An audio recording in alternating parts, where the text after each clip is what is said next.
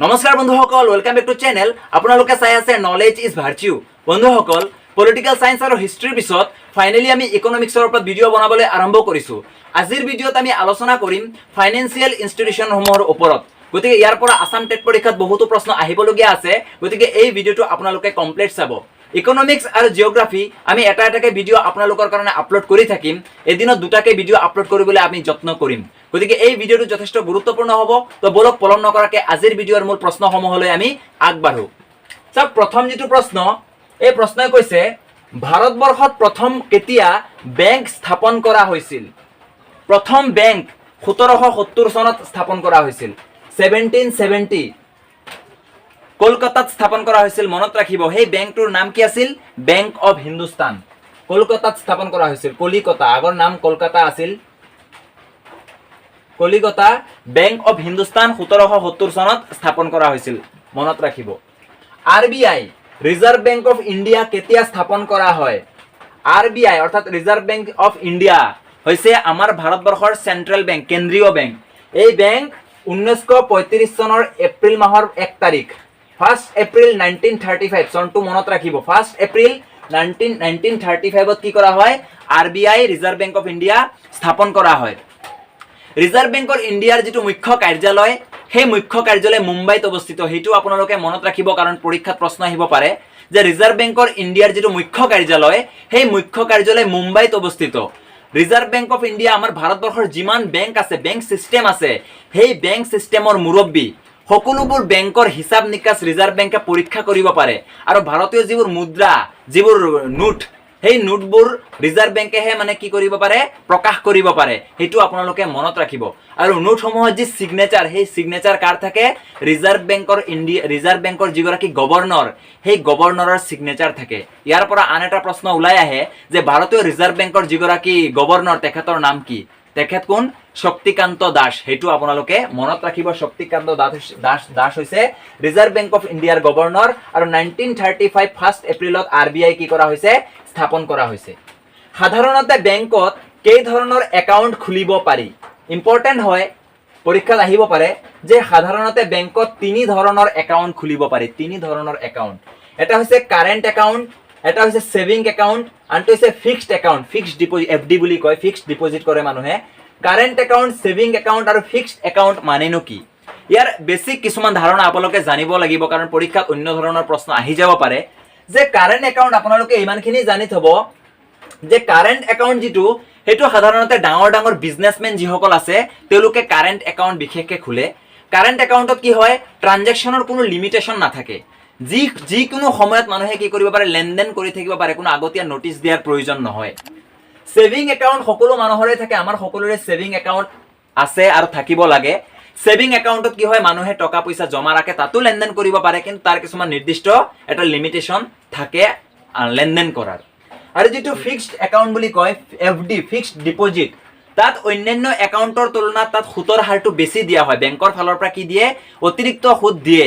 কিন্তু তাৰ যিটো লেনদেন, তাৰ এটা থাকে, এটা মেচুৰিটি ডেট থাকে। আমি কি কৰিব নোৱাৰো? যেতিয়া ইচ্ছা তেতিয়াই পইচা ফিক্সড একাউণ্টৰ পৰা তুলি আনিব নোৱাৰো। এবাৰ ৰাখাৰ পিছত এটা নিৰ্দিষ্ট সময়সীমা থাকে।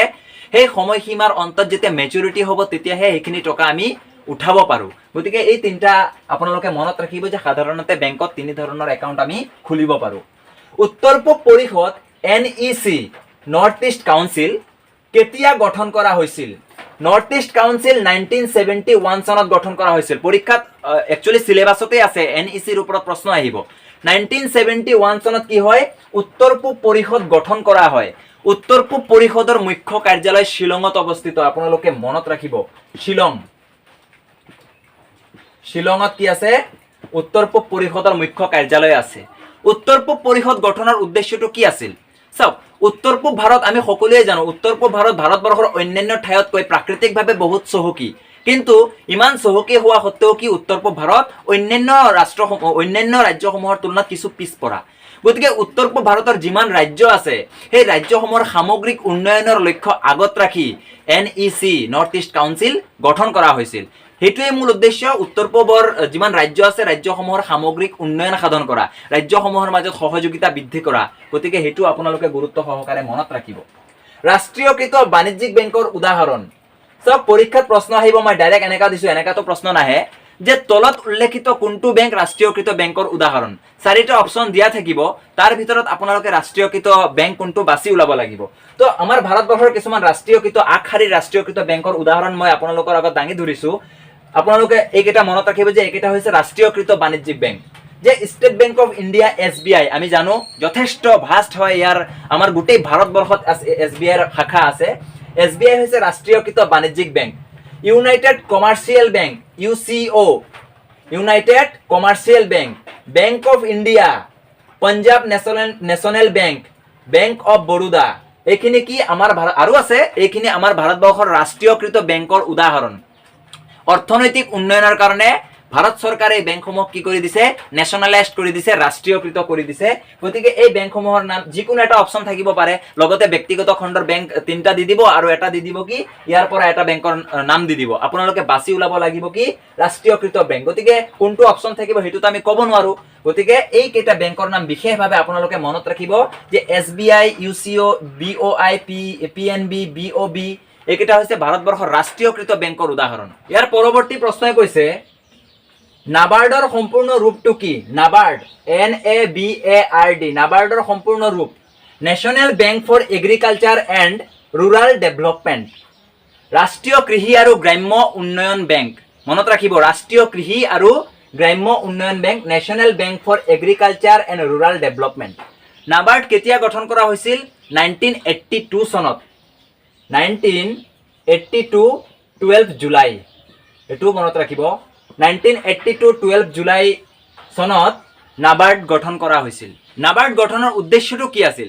চাওক, কৃষিৰ ক্ষেত্ৰৰ পৰা আৰম্ভ কৰি কৃষি জগত যিটো আছে তাৰ লগতে গ্ৰাম্য ক্ষেত্ৰত উদ্যোগ হওক, বিভিন্ন লঘু উদ্যোগ হওক, বিভিন্ন ধৰণৰ আঁচনি প্ৰকল্পসমূহৰ উন্নয়নৰ কাৰণে নাবাৰ্ডে কি কৰে? ঋণ আগবঢ়ায়।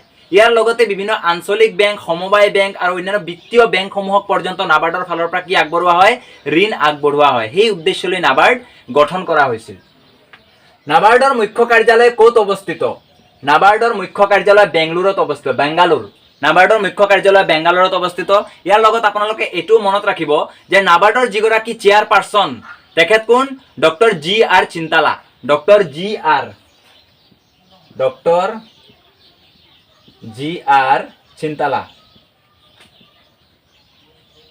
ডক্টৰ GR চিন্তালা তেখেত হৈছে নাবাৰ্ডৰ চেয়াৰপাৰ্চন। নেটফিৰ সম্পূৰ্ণ নাম কি? NEDFi North Eastern Development Finance Corporation Limited, North Eastern Development Finance Corporation Limited অৰ্থাৎ উত্তৰ পূব উন্নয়ন বিত্তীয় নিগম, নেটফি। ইয়াৰ মুখ্য কাৰ্যালয় ক'ত আছে? গুৱাহাটীত আছে। মনত ৰাখিব গুৱাহাটীত নেটফিৰ মুখ্য কাৰ্যালয় অৱস্থিত। ইয়াৰ ফুল ফৰ্মটো আপোনালোকে মনত ৰাখিব। উত্তৰ পূব উন্নয়ন বিত্তীয় নিগম অৰ্থাৎ যিটো নেটফি আমি পালো, নেটফি কেতিয়া স্থাপন কৰা হৈছিল? 1995 চনত, 1995 চনত কি স্থাপন কৰা হৈছিল? নেটফি স্থাপন কৰা হৈছিল। ইয়াৰ উদ্দেশ্য এইটো, এই পৰীক্ষাত প্ৰশ্ন আহিব যে নেটফি কোনটো উদ্দেশ্যত স্থাপন কৰা হৈছিল। উত্তৰ পূবৰ যিমান ৰাজ্য আছে সেই উত্তৰ পূবৰ ৰাজ্যসমূহক বিত্তীয় সাহায্য প্ৰদান কৰাই মূল উদ্দেশ্য নেটফিৰ। উত্তৰ পূবৰ ৰাজ্যসমূহক বিত্তীয় সাহায্য প্ৰদান কৰাৰ উদ্দেশ্যত 1995 চনত নেটফি স্থাপন কৰা হয়। নেটফিৰ সাহায্যত উৎপাদিত বস্তুসমূহ বিক্ৰী কৰিবলৈ স্থাপিত অনুষ্ঠানটোৰ নাম কি? নেটফিয়ে কি কৰে? আমি পাইছো যে বিভিন্ন সংগঠনসমূহক হওক বা বিভিন্ন সৰু মৰু সংগঠনৰ বিত্তীয় উদ্যোগ, লঘু উদ্যোগ আদি কি কৰা হয়? বিত্তীয় সাহায্য প্ৰদান কৰে। এই সাহায্যৰ দ্বাৰা যিবোৰ বস্তু উৎপাদন কৰা হয় সেই বস্তুসমূহ বিক্ৰী কৰাৰ কাৰণে নেটফিৰ ফালৰ পৰা এটা অনুষ্ঠান স্থাপন কৰা হৈছে, যাৰ নাম কি চাওক? নেটফি হাট। নেটফি হাট এইটো ক'ত আছে? গুৱাহাটীৰ আমবাৰীত অৱস্থিত। মনত ৰাখিবা গুৱাহাটীৰ আমবাৰীত নেটফি হাট নামৰ এটা অনুষ্ঠান আছে। এই অনুষ্ঠানত নেটফিৰ সাহায্যত যিবোৰ বস্তু আমদানি কৰা হয় সেই বস্তুসমূহ বিক্ৰীৰ কাৰণে এটা মাৰ্কেট বুলি আমি ক'ব পাৰো। ইয়াৰ পৰৱৰ্তী প্ৰশ্নই কৈছে জনসংখ্যা বৃদ্ধিৰ হাৰতকৈ ৰাষ্ট্ৰীয় আয় বেছি হলে জনমূৰি আয় কি হয়? অপচন থাকিব 4টা যে এখন দেশৰ যদি জনসংখ্যাৰ বৃদ্ধিৰ হাৰতকৈ ৰাষ্ট্ৰীয় আয় বৃদ্ধি হয় তেতিয়াহ'লে জনমূৰি আয় কি হ'ব? সেইটো আমি অলপ বুজিবলগীয়া আছে। চাওক, ৰাষ্ট্ৰীয় আয় কি? ৰাষ্ট্ৰীয় আয় হ'ল কোনো এখন দেশৰ যি উৎপাদন খণ্ড আছে সেই উৎপাদন খণ্ডৰ পৰা বছৰি কিমান আয় হ'ল সেইটোৱে হৈছে দেশখনৰ ৰাষ্ট্ৰীয় আয়। আৰু জনমূৰি আয় কি? জনমূৰি আয় হ'ল এখন দেশৰ ৰাষ্ট্ৰীয় আয়ক মুঠ জনসংখ্যাৰে ভাগ কৰি যি আয় পোৱা যায় সেইটো হৈছে কি জনমূৰি আয় এতিয়া উত্তৰটো কি হ'ব বৃদ্ধি পায় চাওক জনসংখ্যা বৃদ্ধিৰ হাৰতকৈ ৰাষ্ট্ৰীয় আয় যদি বেছি হয় তেনেহলে জনমূৰি আয় কি হ'ব বৃদ্ধি হ'ব এটা সৰু উদাহৰণ দি আমি বস্তুটো বুজিব পাৰো বৰষুণ অলপ পৰি আছে সেই কাৰণে হয়তো আপোনালোকৰ বুজিবলৈ অলপ অসুবিধা হ'ব পাৰে চাওক আমি ধৰিব পাৰো কি এখন এটা ফ্যামিলিত 5 জন মানুহ আছে আৰু 5 জন মানুহৰ আৰ্নিং কিমান 500 তেনেহলে জনমূৰি আয় কি হ'ব 5 দি 500 ক যদি আমি ডিভাইড কৰো তেনেহলে 100 কে পৰিব অৰ্থাৎ জনমূৰি আয় হৈছে 100 সেইটোৱে যদি আমি চাব পাৰো যে এখন এটা ঘৰত কি আছে দুইজন মানুহ আছে আৰু ইনকাম হৈছে 500 তেনেহলে 2 দি 500 ক যদি আমি হৰণ কৰো তেনেহলে 250 হৈ যাব কি জনমূৰি আয় বুজি পালে এতিয়া গতি জনমূৰি আয় হৈছে এখন দেশৰ মুঠ আয়ক মুঠ জনসংখ্যাৰে ভাগ কৰি যি আয় পোৱা যায় হেতু হৈছে জনমূৰি আয় গতিকে জনসংখ্যা বৃদ্ধিৰ হাৰতকৈ যেতিয়া ৰাষ্ট্ৰীয় আয় বাঢ়ি যাব তেতিয়া জনমূৰি আয় কি হ'ব বৃদ্ধি হ'ব আশা কৰো আপোনালোকে বুজি পাইছে ব্যক্তিগত খণ্ডৰ বাণিজ্যিক বেংকৰ উদাহৰণ আগতে আমি পাইছো যে ৰাষ্ট্ৰীয়কৃত বাণিজ্যিক বেংকৰ উদাহৰণ এতিয়া কৈছে ব্যক্তিগত খণ্ডৰ বাণিজ্যিক বেংকৰ উদাহৰণ অপচন থাকিব বিভিন্ন ICICI bank HDFC bank Kotak Mahindra bank এই বেংকবোৰ কি ব্যক্তিগত খণ্ডৰ বাণিজ্যিক বেংকৰ উদাহৰণ অসমত বৰ্তমান কিমানটা আত্মসহায়ক গোট আছে অসমত বৰ্তমান 2.94 লাখ কি আছে আত্মসহায়ক গোট আছে চাওক এই যেটো ডাটা এই ডাটাটো বিভিন্ন কিতাপত হোক বা আপোনালোকে যদি গুগলত সাৰ্চ কৰি বিভিন্ন ধৰণৰ ডাটা পাব পাৰে 2.94 লাখ কি আছে অসমত আত্মসহায়ক গোট আছে আৰু এই আত্মসহায়ক গোটৰ ভিতৰত বেছি সংখ্যকে মহিলা আত্মসহায়ক গোট ভাৰতবৰ্ষত কিমান চনত প্ৰথম আঞ্চলিক গ্ৰামীণ বেংক প্ৰথমা গ্ৰামীণ বেংক প্ৰতিষ্ঠা কৰা হয় 1975 চনত আমাৰ ভাৰতবৰ্ষত প্ৰথম কি বেংক স্থাপন কৰা হয় আঞ্চলিক গ্ৰামীণ বেংক যাক কোৱা হয় প্ৰথমা গ্ৰামীণ বেংক 1975 চনত স্থাপন কৰা হয় অসম গ্ৰামীণ বিকাশ বেংক কেতিয়া গঠন কৰা হয় ইম্পৰ্টেন্ট হয় 1976 চনত কি কৰা হয় আসাম গ্ৰামীণ বিকাশ বেংক আমাৰ অসমৰ একমাত্ৰ ৰুৰাল বেংক যেটো 1976 চনত গঠন কৰা হয় চাওক আমাৰ অসমত প্ৰথম অৱস্থাত বিভিন্ন ধৰণৰ আঞ্চলিক বেংক আছিল যিবোৰৰ নাম বিভিন্ন আছিল যেনে লখিমী গাঁৱলীয়া বেংক সোৱণশিৰি গাঁৱলীয়া বেংক প্ৰাগজ্যোতিষ গাঁৱলীয়া বেংক এনেকুৱা ধৰণৰ বিভিন্ন নামেৰে নামাকৰণ কৰা হৈছিল কিন্তু 2006 চনৰ 12 জানুৱাৰী তাৰিখে কি কৰা হৈছিল গোটেই বেংকক কি কৰা হয় অসম গ্ৰামীণ বিকাশ বেংক নামেৰে নামাকৰণ কৰা হৈছিল ইয়াৰ পৰৱৰ্তী প্ৰশ্ন যেটো এটোৱে কৈছে আন্তৰ্জাতিক মুদ্ৰা নিধি IMF ইন্টাৰনেশনাল মনিটাৰী ফান্ড ফুল ফৰ্মটো মনত ৰাখিব প্ৰশ্ন আহিব পাৰে কেতিয়া স্থাপন কৰা হয় আন্তৰ্জাতিক মুদ্ৰা নিধি কেতিয়া স্থাপন কৰা হয় 1945 চনত IMF স্থাপন কৰা হৈছিল 1945 চনত 1944 চনত কি হৈছিল ব্ৰেটন উডছ নামৰ এটা কনফাৰেন্স হৈছিল ব্ৰেটন উডছ কনফাৰেন্স 1944 চনত হৈছিল আৰু এই কনফাৰেন্সৰ জৰিয়তে আন্তৰ্জাতিক মুদ্ৰা নিধি আৰু বিশ্ব বেংক নামৰ দুটা সংস্থা গঠনৰ কাৰণে কি কৰা হৈছিল সিদ্ধান্ত লোৱা হৈছিল সেই মৰ্মে 1945 চনত আন্তৰ্জাতিক মুদ্ৰা নিধি স্থাপন কৰা হয় আন্তৰ্জাতিক মুদ্ৰা নিধিৰ যেটো সদৰ কাৰ্যালয় মূল কাৰ্যালয় সেই কাৰ্যালয় ক'ত আছে আমেৰিকা যুক্তৰাষ্ট্ৰৰ ৱাশ্বিংটনত অৱস্থিত মনত ৰাখিব আমেৰিকাৰ ৱাশ্বিংটনত আন্তৰ্জাতিক মুদ্ৰা নিধিৰ মূল কাৰ্যালয় অৱস্থিত বিশ্ব বেংক যাক IB বুলি কোৱা হয় ইন্টাৰনেশনাল বেংক বিশ্ব বেংক কেতিয়া গঠন কৰা হয় 1945 চনত কাৰণ আমি ইতিমধ্যে আলোচনা কৰিছো যে 1945 চনত কি গঠন কৰা হয় বিশ্ব বেংক গঠন কৰা হয় বিশ্ব বেংকৰ বৰ্তমান সদস্য সংখ্যা কিমান 189 মনত ৰাখিব প্ৰশ্ন আহিব পাৰে বিশ্ব বেংকৰ বৰ্তমান সদস্য সংখ্যা 189 আৰু বিশ্ব বেংকৰ যেটো কাৰ্যালয় সেই কাৰ্যালয় ক'ত আছে আমেৰিকা যুক্তৰাষ্ট্ৰৰ ৱাশ্বিংটনত আছে বিশ্ব বাণিজ্য সংস্থা WTO এটো বিভিন্ন পৰীক্ষাত WTO ৰ ফুল ফৰ্ম আহে ওয়াৰ্ল্ড ট্ৰেড অৰ্গানাইজেশন বিশ্ব বাণিজ্য সংস্থা বা WTO কেতিয়া স্থাপন কৰা হয় 1995 চনৰ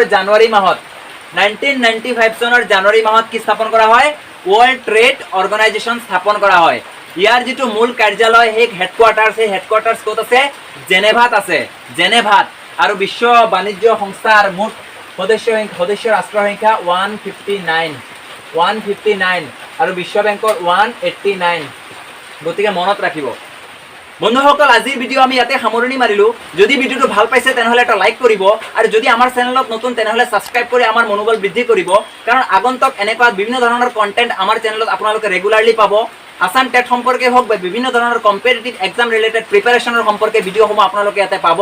গতিকে থেংক ইউ ভেৰি মাছ। জয় আই অসম।